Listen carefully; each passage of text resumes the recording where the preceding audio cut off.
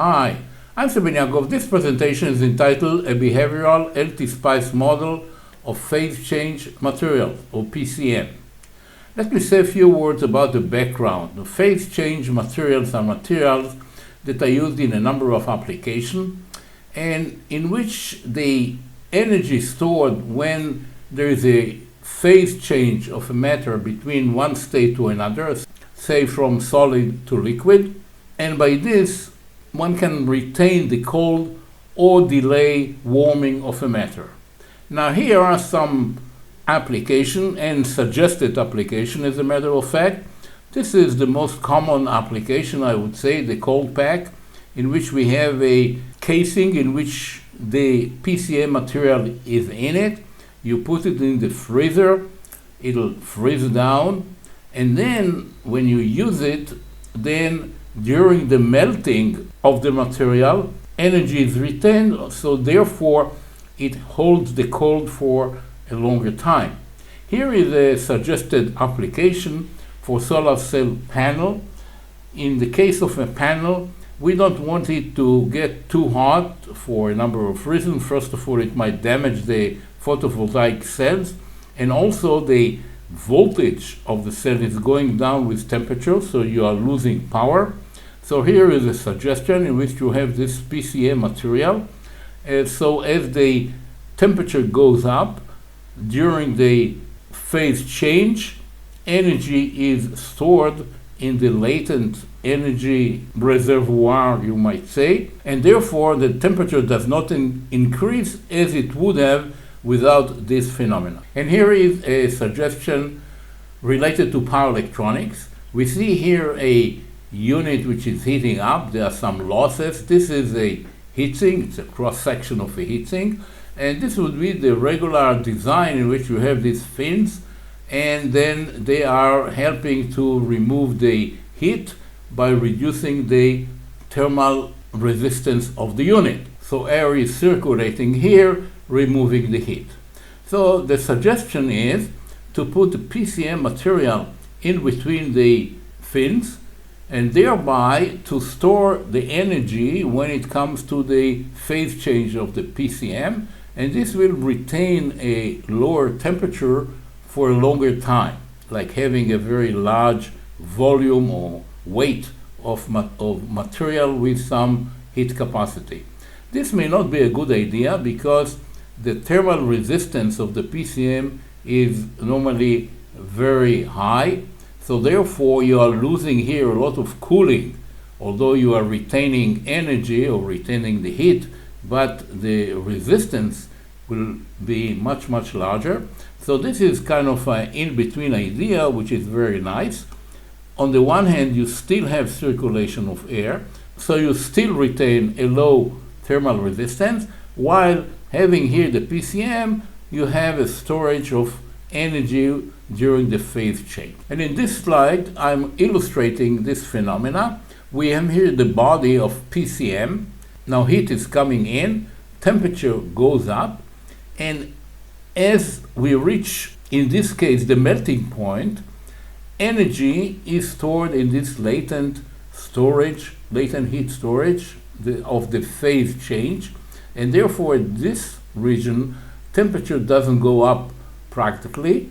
Only after all the energy of the phase change is absorbed, then we go up with the temperature. And here is the case of freezing. That is, you start with the hot unit, it's cooling down. When it hits the freezing point, energy again is absorbed, temperature sort of stays constant, and then of course it goes on with the regular heating or cooling of the material. So this will be for retaining heat, and this is for limiting the rise of temperature during at least this period. And here is a measurement done by the manufacturer of this material. This is one specific material with a phase change at about 55 degrees. What we see here is the bath of about, 37 degrees, and then another bath of 70 degrees. So here the material is hot, relatively hot, 65 degrees. it's cooling down toward the 37, and here's the phase change. You see the temperature just about stays constant.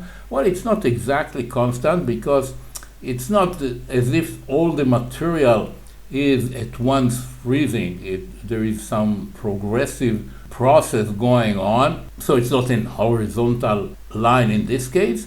And once this latent energy is relieved, then the temperature would still go down. So this will be for keeping something hot. On the other hand, in this case, temperature is low, it goes up toward the 70 degrees.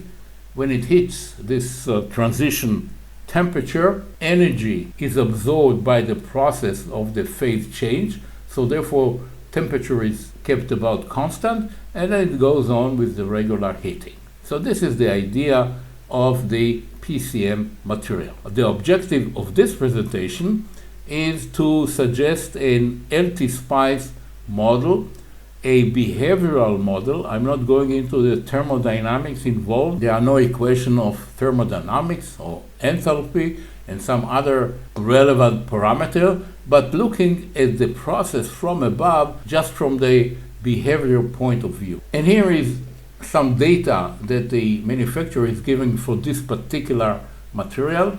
There is a phase transition at about 54, 55 degrees, very narrow band in this case.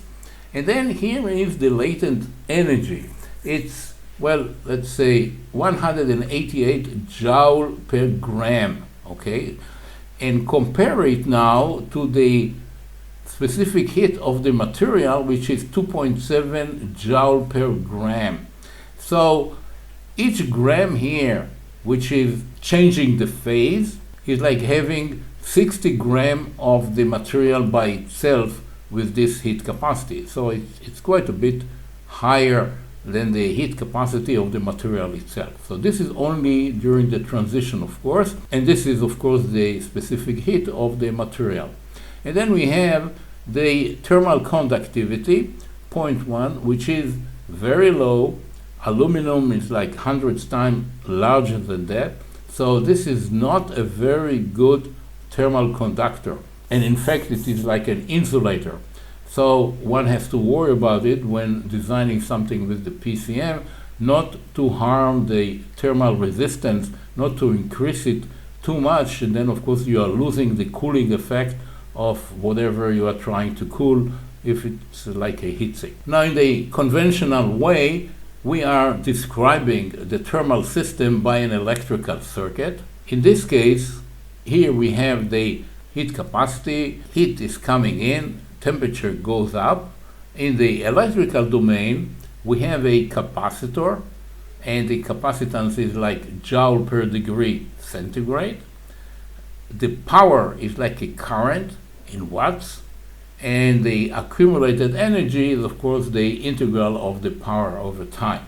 Okay, so this is the equivalent circuit we are going to use in order to store the energy. And this is the general concept of the strategy that I'm using in this model. Here we have the basic capacitance, which is the heat capacity of the material itself. This is the source of the power, like a current source. The switch is normally on, so the current or the power goes into this capacitance. And then when the temperature hits the transition temperature, this comparator kicks off and the switch is opened, and this energy now goes into this capacitance, which represents the latent energy.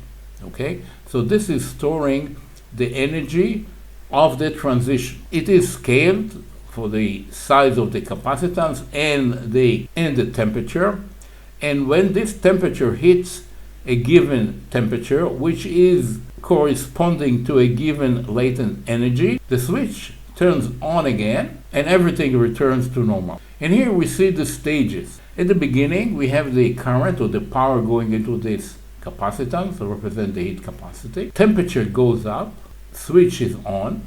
When it hits the level of the melting point, then this comparator kicks and goes down. At this point, the switch is turned off and the energy now accumulating this capacitance up to the energy of the latent energy for this particular case.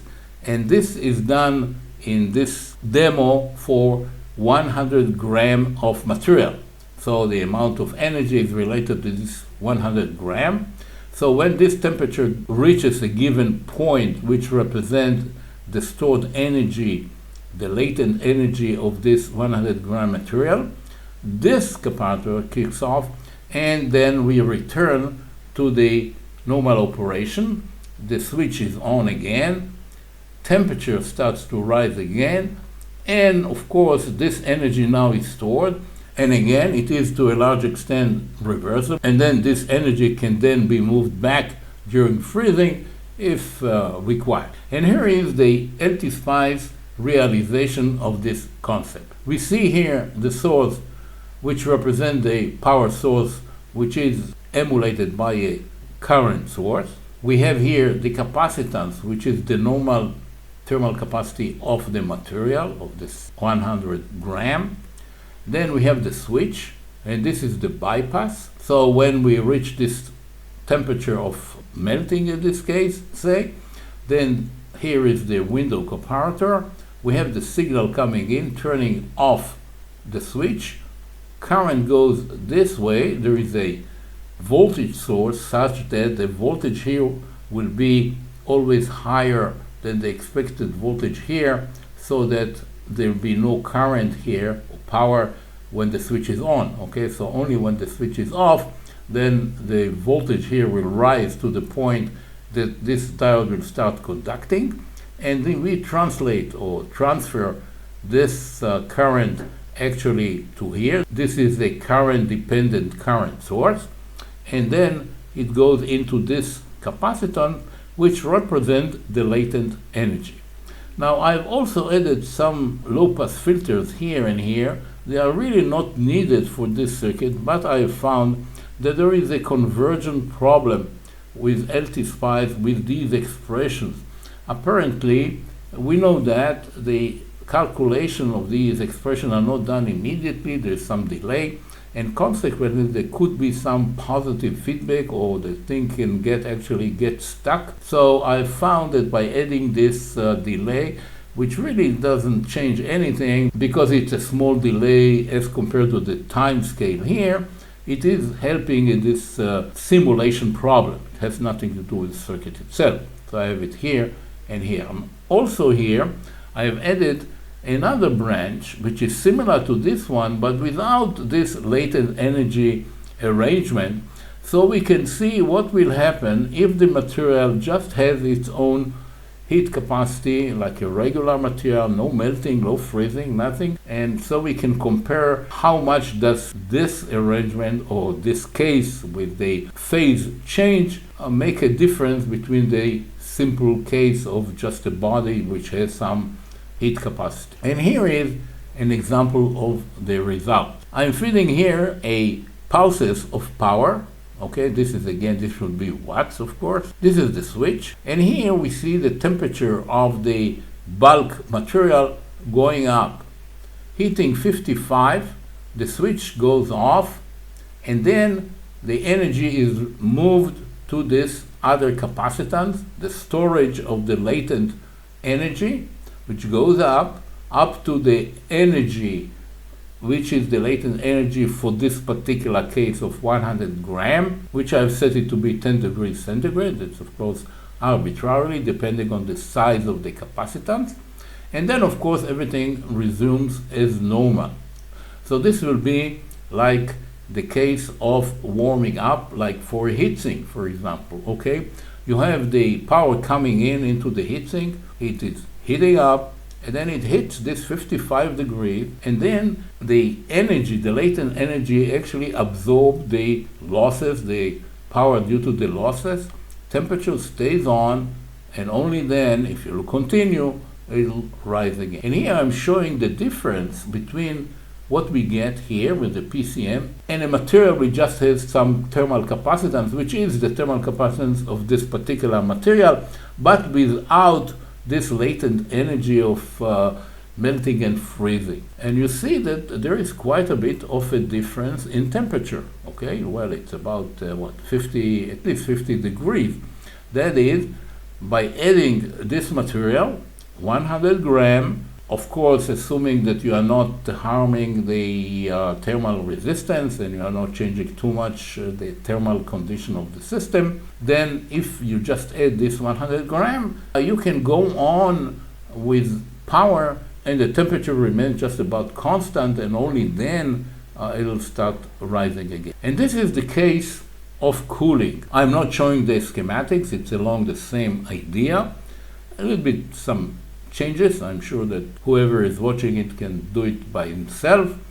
And what we see here is the cooling. Energy is released from this latent storage until, of course, we consume all this energy. So this will be for keeping something warm, and this will be for keeping something cold. And here again, I'm showing the difference between what we get with the PCM, again 100 gram, and a regular cooling case. So we see that the PCM is retaining the temperature. So it's like for keeping food hot. It's retaining the temperature, it's not going down.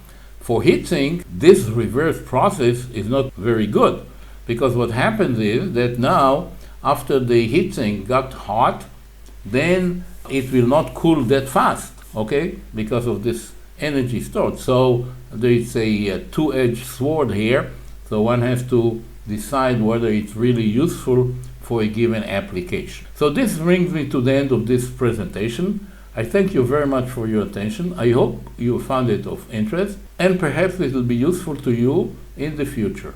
Thank you very much.